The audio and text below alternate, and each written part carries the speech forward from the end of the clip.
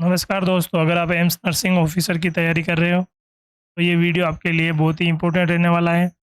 AIIMS not set 11 के लिए ये एक रैपिड रिवीजन क्लास 9th में मेडिविजन एकेडमी की तरफ से मैं आपका स्वागत करता हूँ। आज ईसीजी की जो क्लास का पार्ट 2 हम सामने लेकर आए हैं। अगर ईसीजी का आपने अभी तक पार्ट फर्स्ट नहीं देखा है, तो हमारे यूट्यूब चैनल पर ई जो ईसीजी का पार्ट 1 है वो अपलोड हो गया है। अभी जाके आप ईसीजी का पार्ट 1 है वो पूरा वीडियो देख सकते हैं, जिसमें मेडिकल सर्जिकल नर्सिंग में नोट सेट 11 में मोस्ट इम्पोर्टेंट जो टॉपिक हमने कवर करा ईसीजी के, जो बार बार क्वेश्चन रिपीटेड हुए हैं। आज से नोट सेट 1 से लेकर 10 तक जो पीवाईक्यू रिपीटेड हुए ईसीजी में, वो सारा कवर करा हुआ है पार्ट फर्स्ट में। और पार्ट सेकंड जो आज अपन क्लास देख रहे हैं, पार्ट सेकंड में क्या है, आज रिपीट रिवीजन में ईसीजी से रिलेटेड सारे के सारे पीवाईक्यू जो मोस्ट इम्पोर्टेंट क्वेश्चन बनते हैं नोट सेट के लिए और सेंट्रल गवर्नमेंट स्टेट गवर्नमेंट के जितने भी एग्जाम के लिए बहुत ही इम्पोर्टेंट क्वेश्चन रहने वाले हैं। इसलिए अभी तक आप चैनल पे फर्स्ट टाइम आए हो तो चैनल को सब्सक्राइब कर लें, साथ साथ में बेल आइकन नोटिफिकेशन ऑन करें, ताकि हमारी अगली क्लास आपको जैसे ही अपलोड हो तो मिल जाए। चलिए शुरुआत करते हैं आज की क्लास की।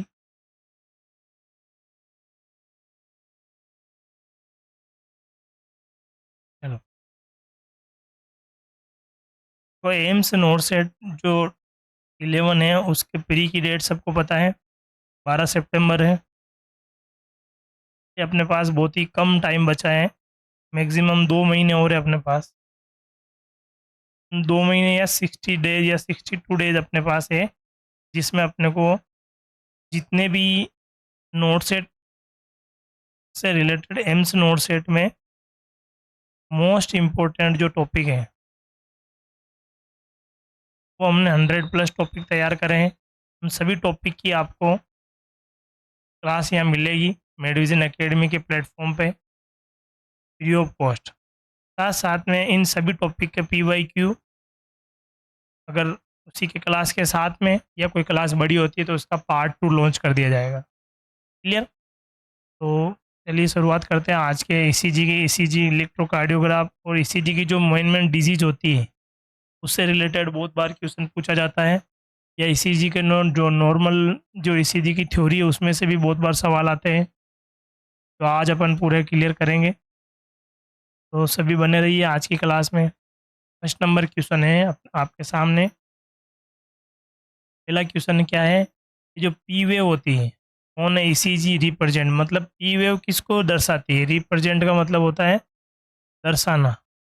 मतलब ये जो ईसीजी है, ये पी वेव है। ईसीजी में ये वेव होती है, P wave, Q wave, R S T. ये पी वेव और ये टी वेव, ये और ये तीनों मिलके क्या बनाता है? क्यू आर एस कॉम्प्लेक्स बनाता है। ये तो सबको पता है। अब पूछा गया है कि जब अपने ईसीजी में जो पी वेव बनती है, वो पी वेव किस वजह से बनती है? हार्ट के कौन सी इलेक्ट्रिक एक्टिविटी कहाँ होती है जिसकी वजह से पी वेव बनती है? ये अपने को सवाल पूछा है। जो अपना कंडक्टेंस सिस्टम ऑफ हार्ट रहता है, वो क्या करता है? इलेक्ट्रिसिटी जनरेट करता है। और इलेक्ट्रिसिटी जनरेट करने के बाद जब अपन ईसीजी को, इस हार्ट की एक्टिविटी को अपन नोट करते हैं ईसीजी मशीन में, पेपर पे, तो जो पी वेव होती है, क्वेश्चन पूछा पी वेव किसको दर्शाती है? मतलब पी वेव जब बनती है तो बॉडी जो हार्ट का कौन सा फंक्शन एक्टिवेट होता है, क्या होता है, वो चीज़ अपने को पूछा गया है। जल्दी कमेंट करके बताओ। पहला है वेंट्रिकुलर डीपोलराइजेशन, दूसरा एट्रियल डीपोलराइजेशन, तीसरा वेंट्रिकुलर रीपोलराइजेशन और एट्रियल रीपोलराइजेशन। देखो, डीपोलराइजेशन और रीपोलराइजेशन का मतलब अपनी भाषा में अपन नॉर्मल कहेंगे सिस्टोल, और रीपोलराइजेशन क्या हो गया? डायस्टोल। ये तो अपना यहाँ क्लियर। वेंट्रिकुलर और एट्रियल, दो ही वेंट्रिकल होते हैं और दो ही एट्रिया होते हैं। जैसे मान लो ये अपना हार्ट है, ये हार्ट के मान लो 4 चैम्बर है। ये राइट एट्रियम, ये लेफ्ट एट्रियम, ये राइट वेंट्रिकल, लेफ्ट वेंट्रिकल। मतलब ये पूछा है कि जो पी वेव बन रही है, वो पी वेव किसकी वजह से बन रही है? ये क्वेश्चन का जवाब अपने को देना है। जल्दी से कमेंट करो।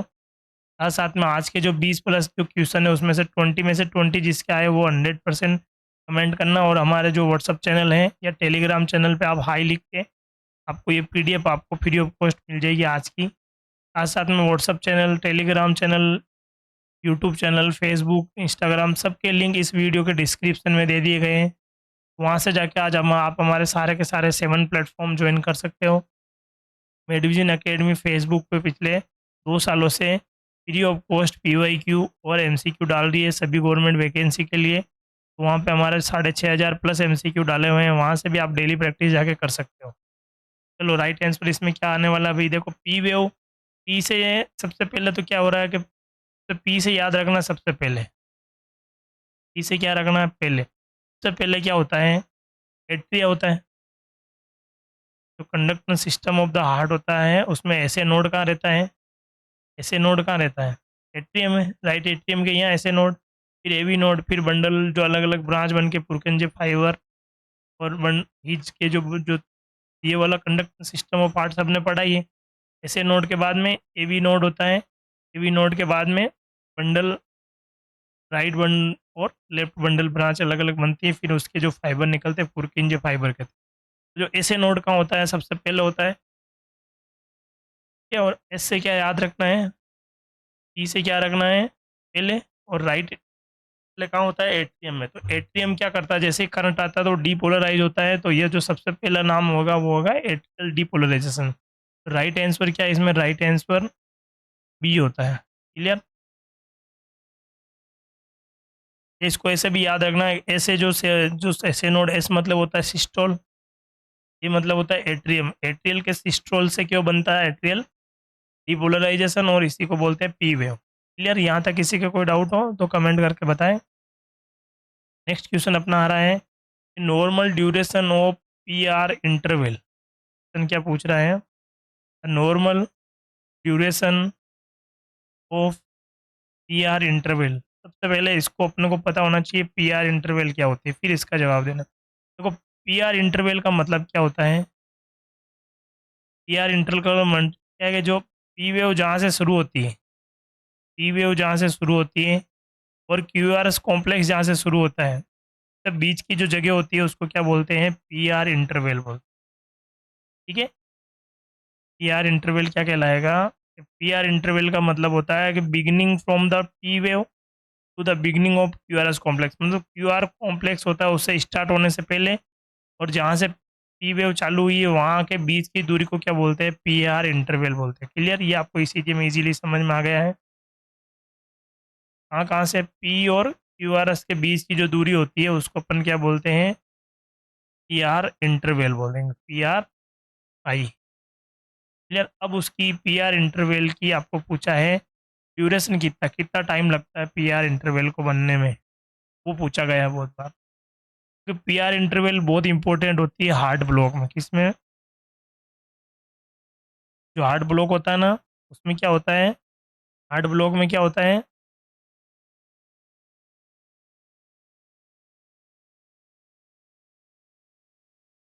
देखो हार्ट ब्लॉक में क्या होता है कि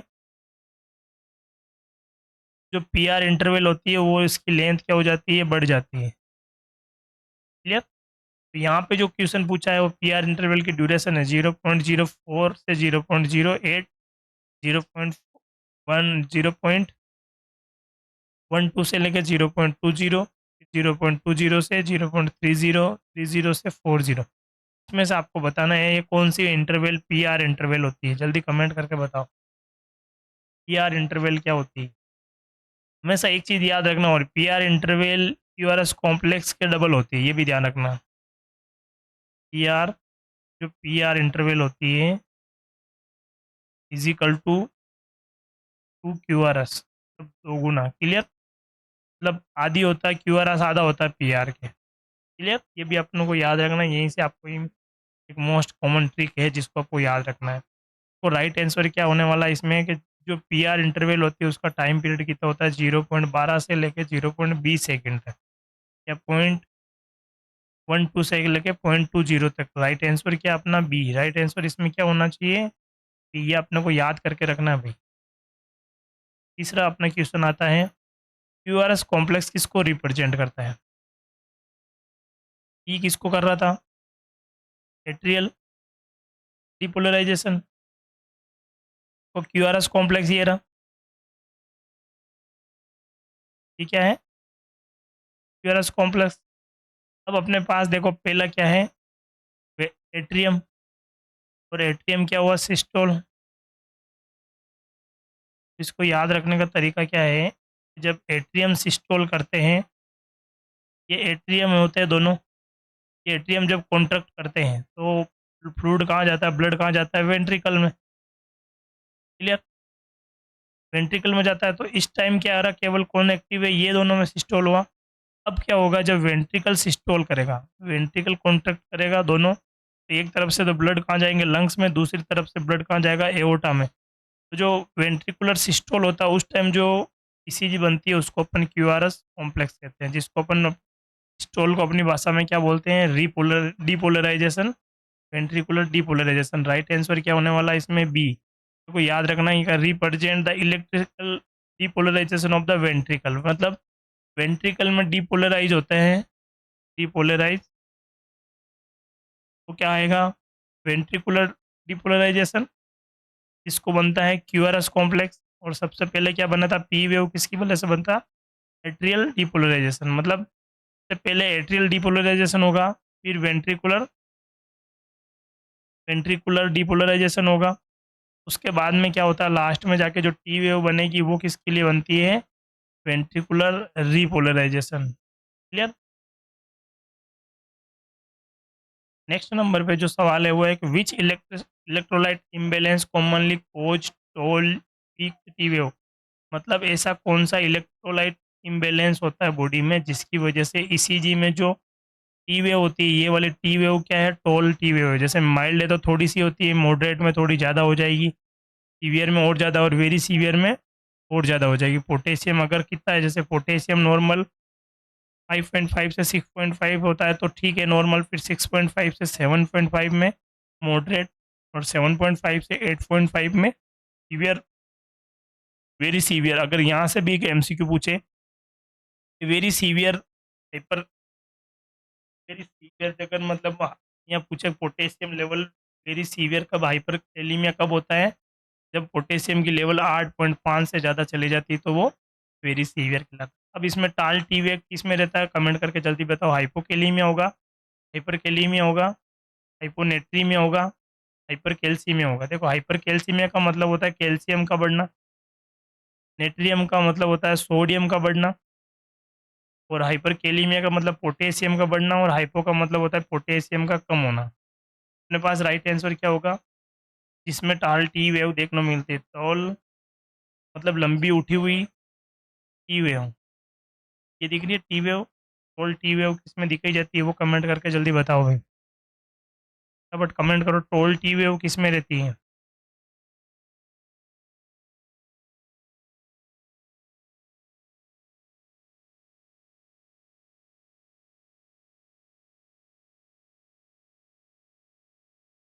तो यहाँ पे दे रखा है माइल्ड में, देखो पोटेशियम जो लेवल है इससे ज़्यादा बढ़ जाता है 5.5 से 6.5 से ज़्यादा, तो वो क्या होता है हाइपर कैलीमिया होता है। हाइपर का मतलब होता है ज़्यादा, पोटेशियम ज़्यादा मात्रा में होती है उसको हाइपर कैलीमिया होता है। और हाइपर कैलीमिया से क्या उनसी वेव दिखती है, ई वेव टॉल हो जाती है, मतलब बहुत लंबी हो जाती है। क्लियर, राइट आंसर अपना क्या है B, hyperkalemia. Clear.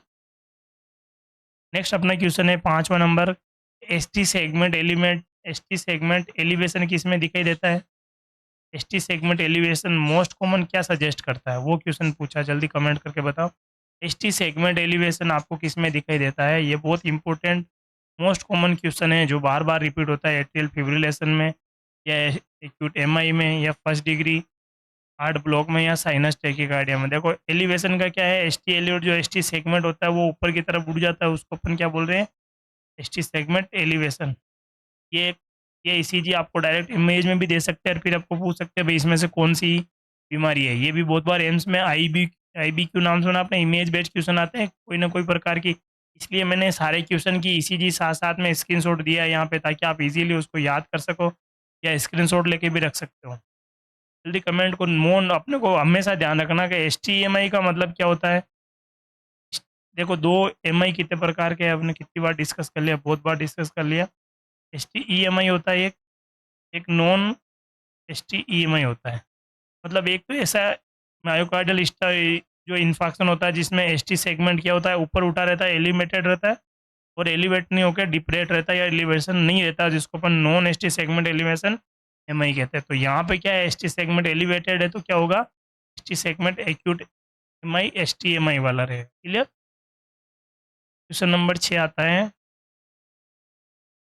The normal heart rate in sinus rhythm. तो साइनस रिदम होता है जिसमें हार्ट रेट कितनी होती है। साइनस रिदम का मतलब होता है नॉर्मल हृदय की जो धड़कन अभी अपने जो चल रही है उसको अपन नॉर्मल साइनस रिदम बोलते हैं, जिसमें बराबर मात्रा में टाइम टू टाइम पी आएगा, क्यू आर एस उतना टी, सारी वेव एकदम प्योर अपनी जैसे T wave upright lead second में, पी आर इंटरवल भी एकदम नॉर्मल रहेगा, क्यू आर एस कॉम्प्लेक्स भी देखो पी आर इंटरवल का आधा है कि नहीं है, ये 0.12 से लेकर 0.6 पे आ गया, 20 से 10 आ गया। टी वेव अपराइट रहेगी एकदम। फिर आर आर इंटरवल रेगुलर आएगा, मतलब बराबर आर आर इंटरवल का मतलब क्या होता है, एक वेव से दूसरे वेव की जो दूरी होती है बीच में वो 60 से 1 सेकंड, या कह सकते हो 60 से 0.62 1 सेकंड इसका बरोबर, या एक मिनट 1 सेकंड में ये पूरा पूरा अपन क्या कहेंगे, एक 60 से 100 बीट पर मिनट उसकी 1 मिनट की रहेगी। जो फटाफट कमेंट करके बताओ साइनस रिदम होता है वो कितना होता है, 40 से 60 होता है, 60 से 100 होता है, उससे 120 या 120 से 100। देखो साइनस रिदम में हार्ट रेट का मतलब होता है अपनी पल्स रेट, जो अपनी हार्ट रेट होती है वो कितनी होनी चाहिए, नॉर्मल 72, और रेंज कितनी होती है 60 to 100। अगर 100 से ज़्यादा होता है तो टेकीकार्डिया, और 60 से कम होता है तो ब्रेडीकार्डिया, ये तो सबको पता ही है।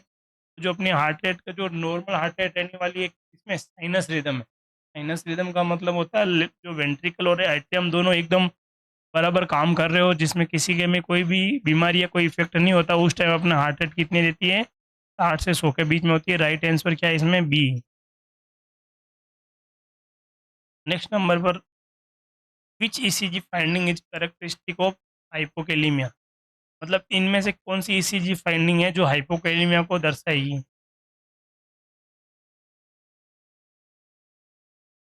इनमें से कौन सी है जो हाइपोकेलीमिया को दर्शाएगी,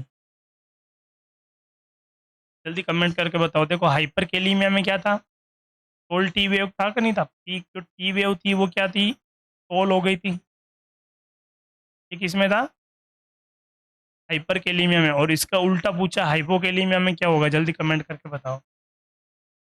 हाइपोकेलीमिया में क्या होता है वो जल्दी कमेंट करना, अपने को बताना है। हाइपोकेलीमिया का मतलब क्या है, ये जो पोटेशियम की लेवल होती है वो नॉर्मल से क्या हो जाती है, लो हो जाती है, जिसको अपन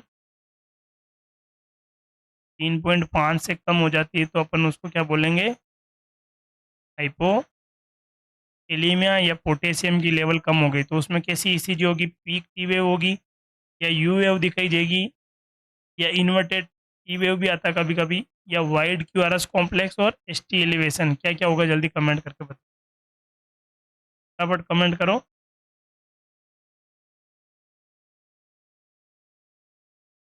विच ECG finding is characteristic of hypokalemia. मतलब हाइपोकेलीमिया का कौन सा ईसीजी में हाइपोकेलीमिया दिखाई जाता है, कोई ईसीजी ऐसी दिखाई देगी आपको कहीं पे भी, और उसमें आपको पूछेंगे इसमें कौन सी डिजीज है, तो भी आपको बताना हाइपोकेलीमिया है, इसमें कौन सी क्या क्या पे ईसीजी में इंटरप्रिटेशन आया है। देखो पी जो हमेशा याद रखना, हाइपोकेलीमिया और हाइपरकेलीमिया में दो तरह की ईसीजी दिखती है।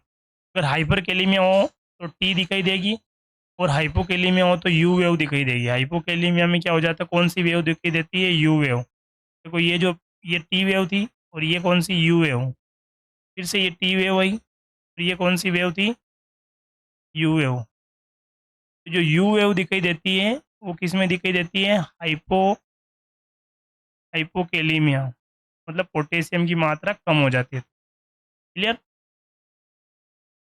तो नेक्स्ट क्वेश्चन अपन पढ़ते हैं। अभी अपन ने ये चीज़ समझाई थी, normal Q R S complex होता है। देखो ये क्यू आर एस कॉम्प्लेक्स है, क्यू आर एस कॉम्प्लेक्स है ये, इसकी नॉर्मल ड्यूरेशन क्या है, मतलब एक क्यू आर एस कॉम्प्लेक्स बनने में कितना टाइम लगता है, कितना सेकंड लगता है, वो आपको सवाल पूछा है, जल्दी कमेंट करके बताओ।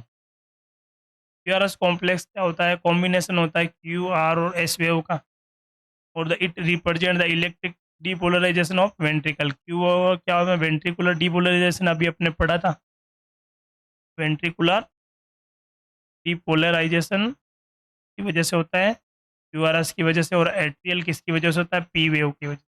अब जल्दी बताओ, एक चीज अभी अपन ने पढ़ी थी, पी आर इंटरवल, क्या पढ़ी थी?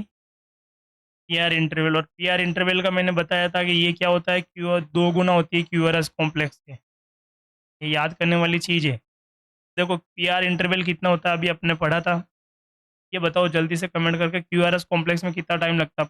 0.002 या 0.04, 0.06, 0.10, 0.12 से 0.02 और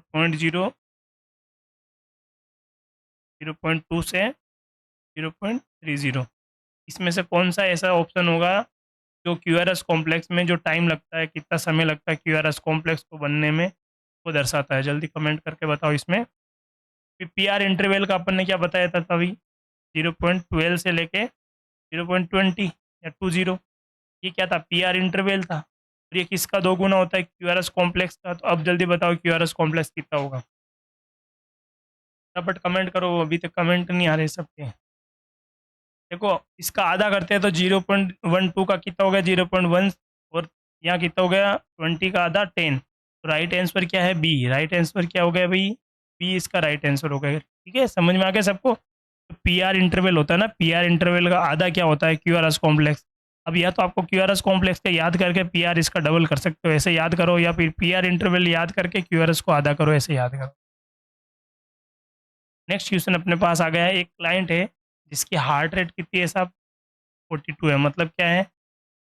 60 से कम है कि नहीं है? तो ये क्या आ गई? यहाँ अपने को याद रखना है ब्रेडिकार्डिया, ठीक है, with a regular rhythm and normal P wave, मतलब केवल और केवल किसकी कमी हुई है? हार्ट रेट होता है वो डाउन गई है, बाकी उसकी ईसीजी बिल्कुल नॉर्मल है, पीवेव भी नॉर्मल है, और रेगुलर रिदम है।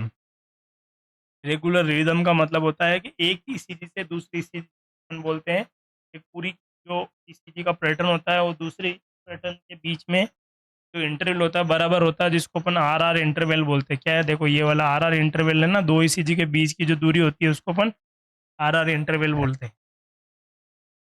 ठीक है, फटाफट बताओ भाई इसमें क्या होगा? पी वेव और रिदम क्या है? देखो अगर रिदम अगर नॉर्मल होता है ना जहाँ पे भी, तो इसको अपन साइनस बोलते हैं। क्या बोलते हैं? साइनस। और अगर पल्स रेट, हार्ट रेट अगर ज़्यादा है तो टेकिकार्डिया, और कम है तो ब्रेडिकार्डिया। तो यहाँ पे क्या है? 60 से कम है तो ब्रेडिकार्डिया। राइट आंसर क्या होगा? बी।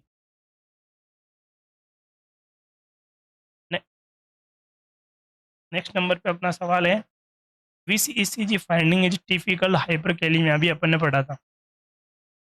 ये क्वेश्चन एक बार रिपीट और हो गया है, हाइपरकैलिमिया, और मैं आपको रिवीजन करवा देता हूँ इसको। एक होता है हाइपोकैलिमिया। हाइपोकैलिमिया का मतलब पोटेशियम लेवल कम, और हाइपरकैलिमिया मतलब पोटेशियम लेवल ज़्यादा। ईसीजी में याद रखना, हाइपरकैलिमिया में कौन सी ईसीजी होती है? कमेंट करके बताओ। You wave, told, P wave, prolong, S P R interval, और एस टी एलिवेशन। तो एस टी एलिवेशन किस में होता है? एम आई में। प्रोलॉन्ग पी आर इंटरवल किस में होता है? हार्ट ब्लॉक में। मेरे पास ये दो बची। यू वेव किस में होती है? हाइपो में। और पी वेव किस में होती है? हाइपर में। ये याद रखना है, पोटेशियम। ये चारों सवाल कभी भी रिपीट हो सकते हैं, इसको बहुत इजीली अपन याद करके रखना है। नेक्स्ट क्वेश्चन अपना है कि यहाँ पे आपको एक ईसीजी दे रखी है पैटर्न, सीधा एम्स में ऐसे ही सवाल आता है कि एक ईसीजी का पैटर्न दे देंगे आपको, ये बताना है कि ये कौन सी ईसीजी है या कौन सी बीमारी है जिसकी वजह से ईसीजी में ये इंटरप्रेशन देखने को मिला है। कि आपको डायरेक्ट इस ईसीजी का नाम क्या है? तो टूथ पैटर्न, इसको क्या बोलते हैं? तो टूथ पैटर्न। ठीक है, ये जो सो टूथ पैटर्न इसको बोला जाता है।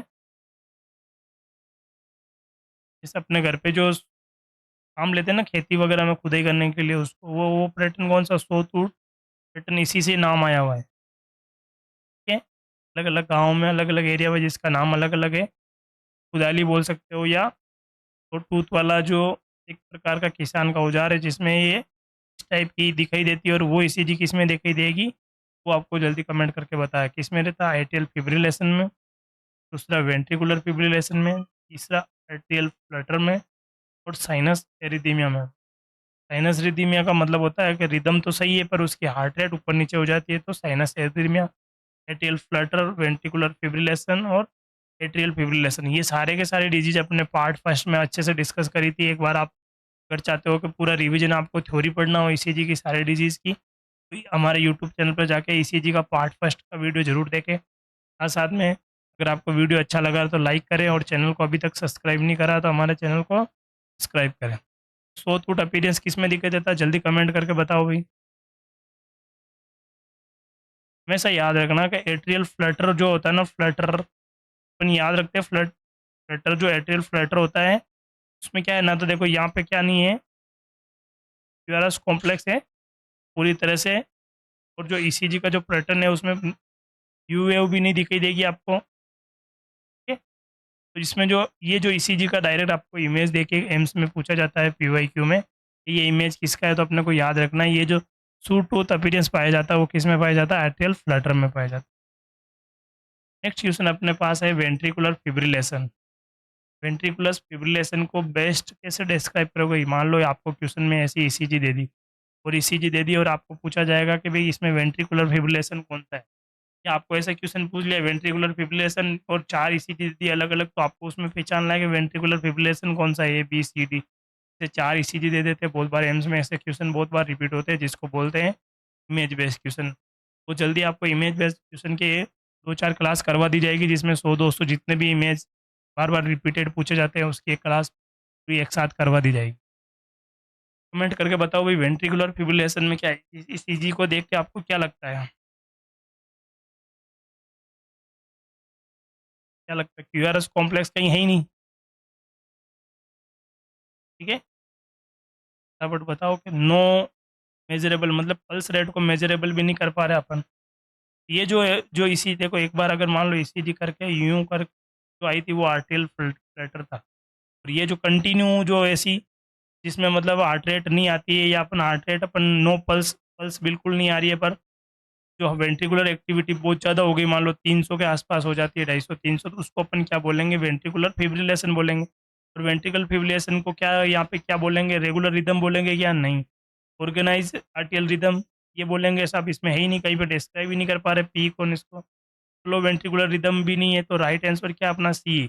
एortic जो वेंट्रिकुलर एक्टिविटी होती है, मतलब केवल और केवल वेंट्रिकुलर एक्टिविटी, मतलब वी भी बन रहा है ना, तो अपने को ऐसे याद रखना है ventricular activity only, no pulse, कहीं पे भी पल्स रेट नहीं है, तो उसको अपन बोलेंगे वेंट्रिकुलर फिब्रिलेशन। नेक्स्ट क्वेश्चन अपना आता है कि जब डिफिब्रिलेटर होता है ना, जो ये जो मशीन होती है उसको डीफेब बोलते हैं। क्या बोलते हैं भाई? डिफिब्रिलेटर मशीन, एईडी बोल सकते हो उसको, ऑटोमेटेड डिफिब्रिलेटर बोलते हैं। ये क्या होता है? जब आदमी पूरी तरह से जो एरिथमिया हो जाता है, हार्ट रेट जो बिल्कुल ओवर कंट्रोल हो जाती है, उस टाइम इलेक्ट्रिक करंट दिया जाता है, इलेक्ट्रिक शॉक दिया जाता है। वो इलेक्ट्रिक शॉक से वापस उसके हार्ट का रिदम क्या हो जाता है? नॉर्मल हो जाता है, तो उसको अपन बोलते हैं डिफिब्रिलेशन। इसको क्या बोलते हैं? डिफिब्रिलेशन। अब डिफिब्रिलेशन को हमेशा याद रखना, ये जो डिफिब्रिलेशन का किससे बना हुआ है? पहला वर्ड फिब्रिलेशन से ही तो है। इसमें क्या जोड़ा हुआ है? डी मतलब उसको जो फिब्रिलेशन हुआ है, हृदय की धड़कन बहुत ज़्यादा तेज हो गई, वेंट्रिकुलर एक्टिविटी बहुत ज़्यादा हो गई, उसको वापस से सही कर रहे हैं, तो इसको बोलते हैं डीफेब। और ये मशीन ही क्या होती है? डीफेब। डिफिब्रिलेशन किस में देते हैं? मोस्ट कॉमन वो अपने को देखना, साइनस ब्रेडिकार्डिया में नहीं देते, एट्रियल फ्लटर में दे नहीं देंगे, और फर्स्ट डिग्री में नहीं देके किस में देते हैं? वेंट्रिकुलर फिब्रिलेशन में। मतलब इमीडिएट कहने का मतलब देंगे, पर इमीडिएट सबसे ज़्यादा जरूरी, जो सबसे फास्ट अगर किसी में डिफिब्रिलेट करना हो तो वेंट्रिकुलर फिब्रिलेशन में सबसे फर्स्ट मोस्ट जो इम्पोर्टेंट जो क्वेश्चन बनता है यहीं से बनता है। मोस्ट जो इमीडिएट सबसे फास्ट कब देते हैं? डीफेब।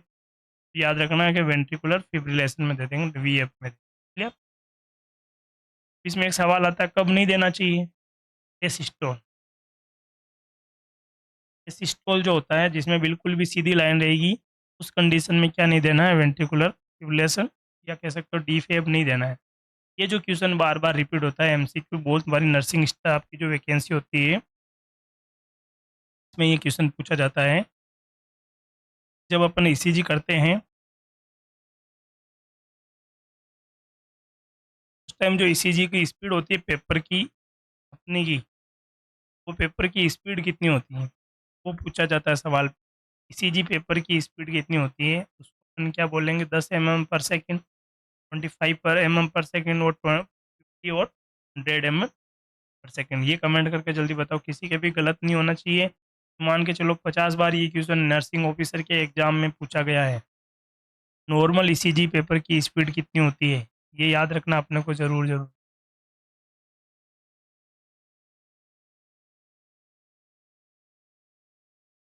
ईसीजी पेपर की जो स्पीड होती है वो कितनी होती है, फटाफट कमेंट करो।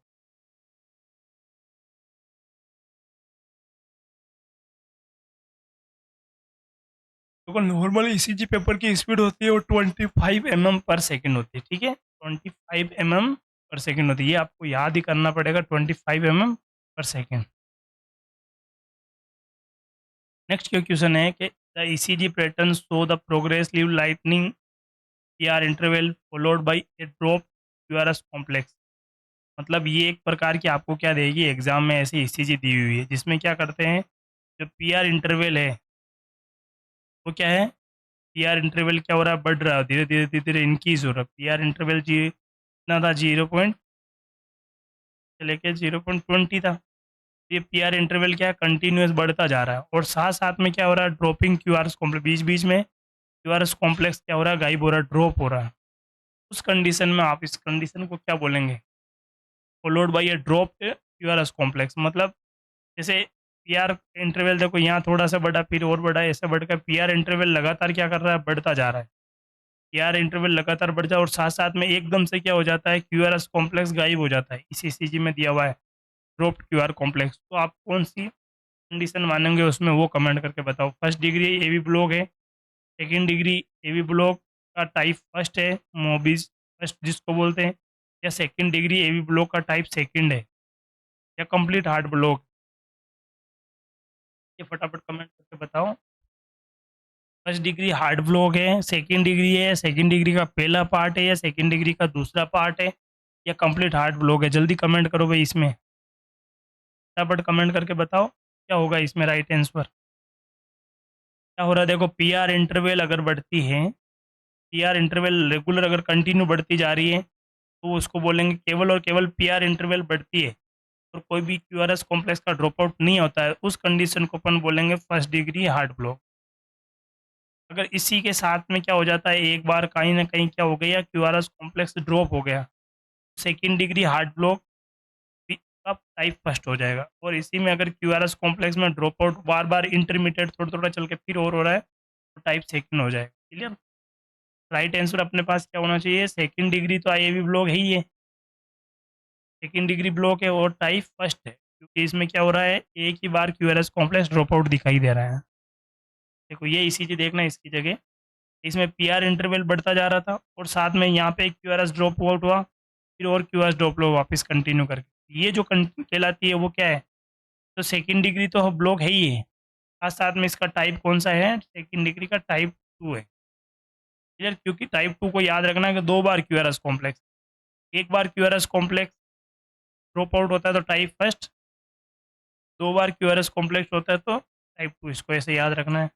और अगर क्यूआरएस कॉम्प्लेक्स ड्रॉप आउट नहीं होता तो केवल उसको क्या बोलेंगे, फर्स्ट डिग्री एवी ब्लॉक बोलेंगे। याद हो जाएगा यहाँ कंटिन्यू। तो इसमें राइट आंसर क्या होने वाला, मोबिस फर्स्ट होएगा या मोबिस सेकंड होगा या साइनस अरेस्ट या जंक्शनल रिदम होगा, बताओ। जंक्शनल रिदम किसके टाइप टाइप होते हैं, थर्ड डिग्री के टाइप। मोबिस फर्स्ट में क्या था, एक क्यूआरएस कॉम्प्लेक्स, और मोबिस सेकंड में दो क्यूआरएस कॉम्प्लेक्स, तो यहाँ पे दो है तो राइट आंसर क्या अपना बी। तो अपने पास एक क्वेश्चन हो रहेगा, the complete dissociation, complete dissociation between P wave and QRS complex. मतलब पहले क्या था, पीआर इंटरवल थोड़ा थोड़ा बढ़ रहा था, क्यूआर कॉम्प्लेक्स में कोई दिक्कत नहीं थी तो फर्स्ट, फिर क्यूआर कॉम्प्लेक्स एक बार ड्रॉप आउट हुआ तो सेकेंड डिग्री और फर्स्ट टाइप, दो बार ड्रॉप हुआ second degree type second.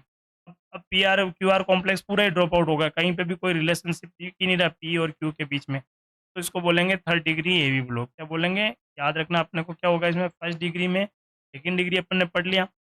Third degree और साइनस ब्रेडिकार्डिया में तो क्या होता है, रिदम नॉर्मल होता है और हार्ट रेट 60 से कम हो जाती है, तो साइनस ब्रेडिकार्डिया। तो थर्ड डिग्री एवी ब्लॉक में क्या रखना है, क्यूआरएस कॉम्प्लेक्स और टी वेव के बीच में क्या रहता है, कोई भी रिलेशनशिप नहीं होता है, जिसको एवी डिसोसिएशन बोलते हैं, एवी डिसोसिएशन बोल देंगे। क्लियर, यहाँ तक तीसरा याद रह जाएगा। अब अगला अगला सवाल अपन लेके आ रहे हैं कि which rhythm often require a permanent pacemaker, मतलब इन चारों में से ऐसा कौन सा रिदम है इसमें क्या चाहिए, क्या लगता है परमानेंट जो पेस मेकर है वो लगाया जाएगा।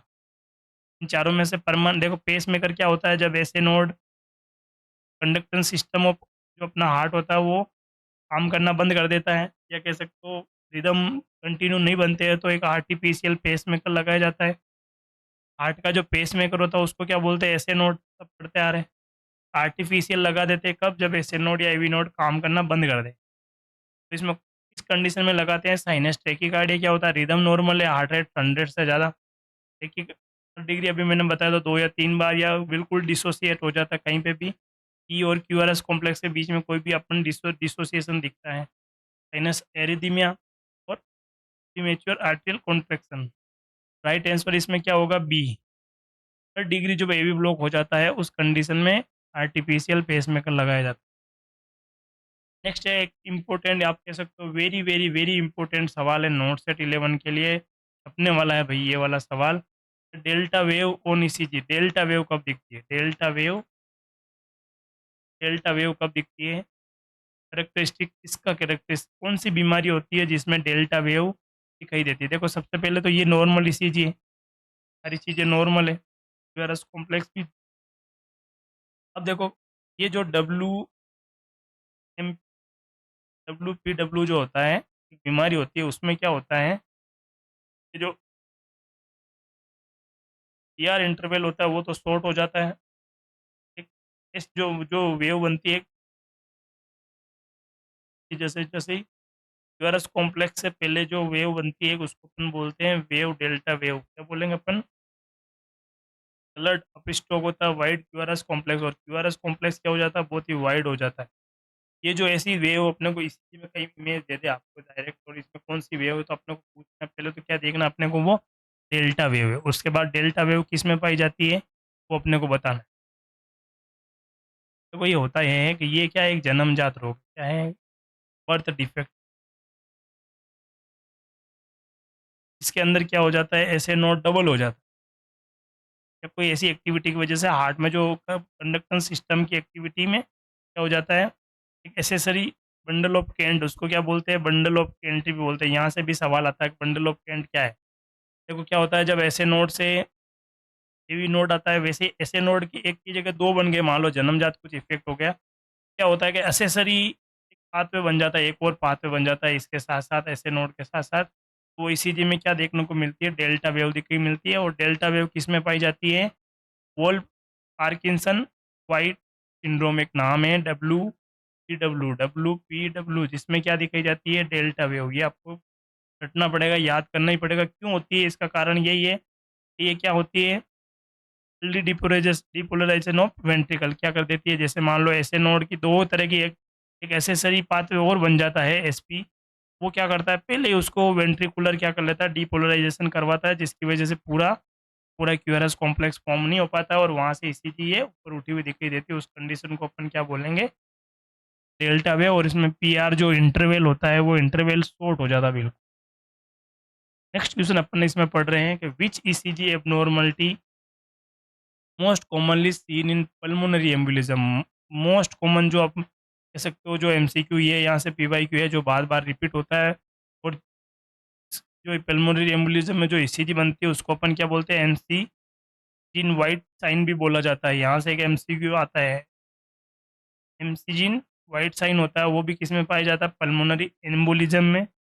अब उसमें कौन सी ईसीजी पाई जाती है वो कमेंट करके बताओ, पल्मोनरी एम्बोलिज्म में कौन सी ईसीजी होगी, delta wave, you wave, short PR interval एवरो, S1 Q3 T3, फटाफट कमेंट करके बताओ कौन सी होती है। तो पल्मोनरी में क्या होता है कि जो एस वेव होती है ना, PQRS, वो क्या हो जाती है, एक तो प्रोमिनेंट दिखाई जाती है एस वेव। देखो ये वन जो दिया रखा है ना, 1 2 3, वो क्या होता है, पल्मोनरी एम्बोलिज्म में याद रखना S1 Q3 T3, S1 Q3 और T3। देखो ये जो 3 आ रहा है वो तो क्या है, लीड नंबर है, क्या है, लीड फर्स्ट, लीड सेकंड और लीड थर्ड और लीड थर्ड, ये वाली तो थर्ड है। क्या होता है S1 का मतलब होता है प्रोमिनेंट एस वेव दिखाई देती है यहाँ ऐसे नीचे की तरफ। उसके बाद में क्यू वेव, यहाँ पे क्यू वेव दिखाई देगी, पहले वाले में एस वेव थी, उसमें क्यू वेव। और तीसरी एक चीज़ क्या है, इन्वर्टेड टी वेव। जो टी वेव ऊपर की तरफ होती है वो टी वेव क्या होती है, नीचे की तरफ या इन्वर्टेड होती है, उसमें पल्मोनरी एम्बोलिज्म, इसलिए इसका नाम क्या पड़ गया, S1 Q3 और T3, तीन चीज़ें हैं, T S wave, Q wave in lead third और इन्वर्टेड टी वेव। ये जो अगर चीज़ें दिखाई देती हैं तो अपन उसको पल्मोनरी एम्बोलिज्म का बोलेंगे। अभी का बहुत बहुत धन्यवाद आज की क्लास में बने रहने के लिए। अगर आपने अभी तक अपना यूट्यूब चैनल सब्सक्राइब नहीं करा तो सभी से रिक्वेस्ट है, एक बार हमारा यूट्यूब चैनल है उसको सब्सक्राइब कर लें, साथ साथ में अपने दोस्तों के साथ इसकी लिंक भी शेयर कर दें। इंस्टाग्राम का अकाउंट हमने यहाँ दे रखा है, डायरेक्ट आप इंस्टाग्राम पे हमारे इस चैनल के लिंक में जाके भी डिस्क्रिप्शन में आपके सारे लिंक मिल जाएंगे, या आप इंस्टाग्राम पे मेड विजन अकेडमी सर्च कर सकते हो। साथ साथ में हमारे फेसबुक चैनल पे भी आप आते हो तो फेसबुक चैनल पे भी आप मेड विजन अकेडमी नाम से सर्च करोगे तो आपको चैनल दिख जाएगा, जिसमें हमारे 11,000 प्लस फॉलोवर हैं। साथ साथ में हम रोज़ उसमें MCQ डालते हैं और गवर्नमेंट वैकेंसी की न्यूज़ का अपडेट भी डालते हैं, तो आप फेसबुक और इंस्टाग्राम जो भी आप यूज़ करते हो रेगुलर में उसमें जुड़ सकते हो। और सभी का बहुत बहुत धन्यवाद फिर से इस क्लास में बने रहने के लिए। चाहते हो कि और भी हमारी क्लास आपको डेली मिलती रहे, तो हमें मोटिवेट करने के लिए आप हमारा चैनल ज़रूर सब्सक्राइब कर लें। और हमारा कल मिलते हैं नेक्स्ट अपने क्लास के लिए not set rapid revision. Made vision academy के प्लेटफॉर्म पे जो नोट सेट रैपिड रिवीजन का बैच हमने स्टार्ट करा है, जो बिल्कुल फ्री ऑफ कॉस्ट है, इसका बिल्कुल भी आपसे कोई चार्जेबल नहीं लिया जा रहा है, बस आपको चैनल को सपोर्ट करना है। और तभी नोट सेट 11 में जो हमने 100 से ज़्यादा टॉपिक तैयार करा उन सारे टॉपिक का हम क्लास देंगे, साथ साथ में उसके PYQ भी देंगे। तो बहुत जल्दी लाइव क्लास चालू होने वाली है, जिसमें आपको डेली वो 50 MCQ तैयार करवाए जाएंगे नोट सेट के लिए। इनक्लेक्स बेस्ड जो सीनियर बेस्ड क्वेश्चन आते हैं वो वाली उसकी क्लास बहुत जल्दी मॉर्निंग में लाइव होने वाली है, एक दिन में उसकी अपडेट आपको दे दी जाएगी। थैंक यू सभी को, गुड नाइट, मिलते हैं अगली क्लास में, धन्यवाद।